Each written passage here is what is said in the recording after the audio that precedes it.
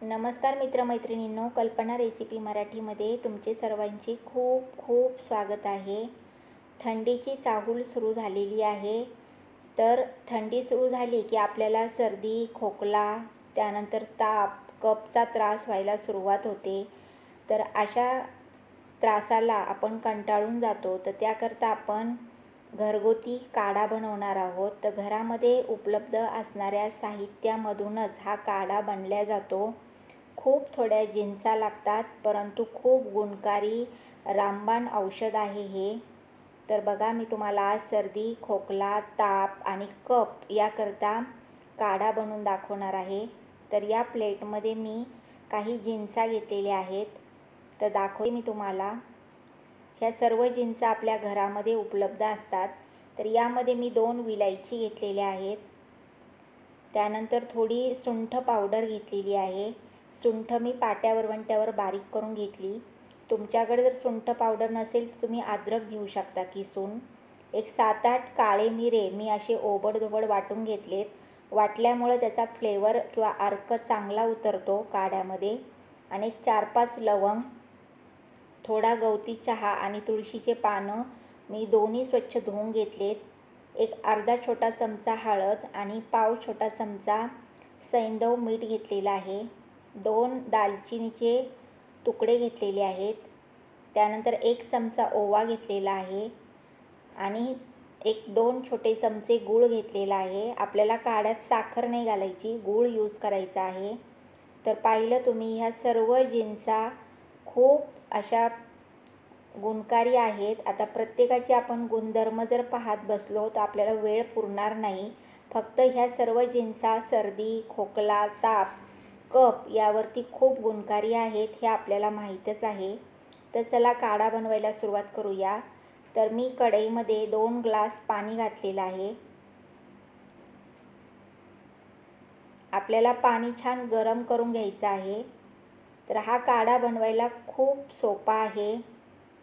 तर तुम्ही अशा प्रकारे या मोसममध्ये काढा बनवून ठेवा. आणि आपल्या घरामध्ये छोटे छोटे मुलं असतात, मोठे माणसं पण असतात. सर्वांना हा त्रास होतो थंडीमध्ये. तर हा रोज काढा त्यांना प्यायला दिला तर नक्कीच कुणालाही त्रास होणार नाही. तर बघा, पाणी गरम झाले.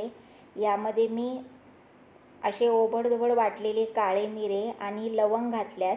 1-2 मिनिट मी याला उकळून घेतले. तर बघा, आपल्या पाण्याचा कलर बदलायला लागला आहे. आता ह्या विलायचीचे मी जे तोंड असतात ते असे मोकळे करून मग घातली. दालचिनी घातली. तर बघा, आपल्या ह्या सर्व जिन्सांचा अर्क या पाण्यात उतरायला लागला आहे. त्यामुळं पाण्याचा कलर चेंज व्हायला लागला आहे. आणि तुम्हाला माहिती आहे, दालचिनी, विलायची तापावर खूप गुणकारी आहे. त्यानंतर लवंग, काळे मिरे हे सर्दी खोकल्यासाठी खूप फायदेशीर आहेत. ओवा पण सर्दीसाठी खूप फायदेशीर आहे. आता मी यामध्ये ओवा, सुंठ पावडर घातलेली आहे. सर्दी झाली की आपण आल्याचा चहा नेहमी पितो, त्यामुळे आपण काढ्यामध्ये ही सुंठ पावडर घातली. आता एक 2-3 मिनिट याला आपण असंच उकळत ठेवूया. 2-3 मिनिटानंतर मी गवती चहा आणि तुळशीचे पानं घातलेली आहेत. तर तुळशीचे पाने हे तापावरती खूप रामबाण उपाय आहे. त्यानंतर गवती चहा हा पण कफ झाला असेल तर त्यावर खूप छान असा याचा रामबाण उपाय आहे. आणि सर्व जिन्सांचे खूप खूप असे फायदे आहेत. आणि ह्या सर्व जिन्सा आपल्या घरामध्ये अगदी सहजपणे आपल्याला उपलब्ध होतात. एक 5-6 मिनिटानंतर मी यामध्ये हळद घातली.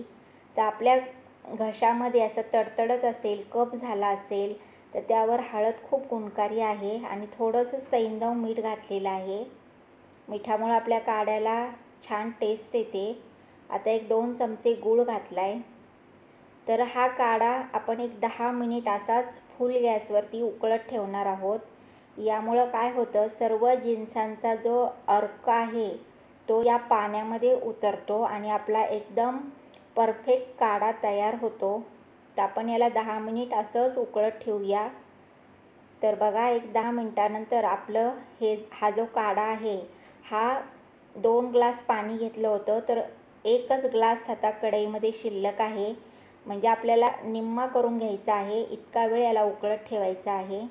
आता मी गॅस बंद केलेला आहे। थोडासा हा काढा थंड झाला की मग आपण याला गाळून घेऊया। तर मी हा काचेचा ग्लास घेतला आहे, यामध्ये हा काढा आपण गाळणीने गाळून घेऊया। गाळल्यामुळं काढा आपल्या ग्लासमध्ये जमा होतो आणि त्यामध्ये घातलेल्या जिन्सावरती गाळणीमध्ये शिल्लक राहतात, ह्या आपल्याला काढ्यामध्ये नाही घ्यायच्या। तर बघा किती छान काढा तयार झाला आहे आणि सुगंध तर खूप अप्रतिम येतो याचा।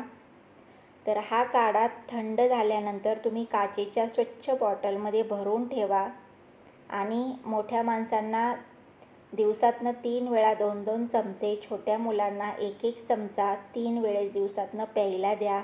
बिलकुल कुणाला सर्दी, खोकला, ताप, कफ होणार नाही। तुम्हाला माझा हा काढा आवडला असेल तर माझ्या रेसिपीला लाईक करा, शेअर करा। माझ्या चॅनेलवर तुम्ही नवीन असाल, सबस्क्राईब केलं नसेल तर प्लीज सबस्क्राईब करा। धन्यवाद।